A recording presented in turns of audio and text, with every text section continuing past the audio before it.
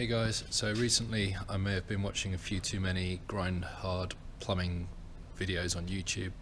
So we usually build wakeboarding winches, but the kind of technology is very go-kart based. So I've ended up buying this little thing, which is a little club cadet buggy, which are usually electric powered and run on electric switchgear with a motor on each hub, but we're going to put an engine on this and some suspension and possibly a reverse gearbox. So it's probably going to be really expensive and not really worthwhile, but it's for my son, so it's going to be really cool.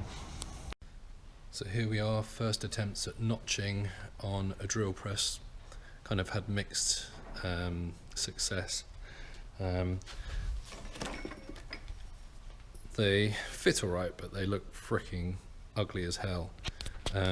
So I'm on the mill and cleaning it all up, just like that. Getting the angles a bit better, and then drawn this out on a bit of board, and hopefully we can get some wishbones which are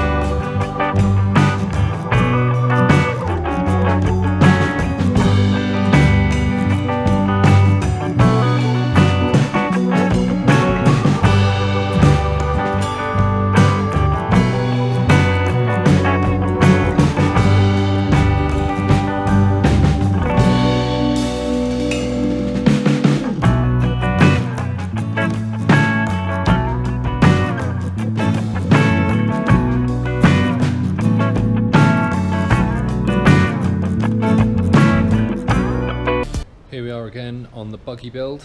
Got a few goodies turned up yesterday, so we got some suspension and little steering wheel. So it's all going to look pretty cool. Going to try and bring the stance in on the front a little bit and raise it up a bit. But yeah, it's looking pretty cool. Started to question why I'm actually building this, because I don't fit in it myself, which is a real pain in the ass. We could cut the roll cage off it and extend it so the seat can go back to this sort of area, and then build some something on the back. But the height of this is also a little bit of an issue, because your head doesn't fit underneath it. But like I said, it is for my son, so I don't think I can get too upset about me not fitting in it. If I need to take it for a test drive, I'll just have to frickin' stand in here like this or something. But yeah, let's crack on.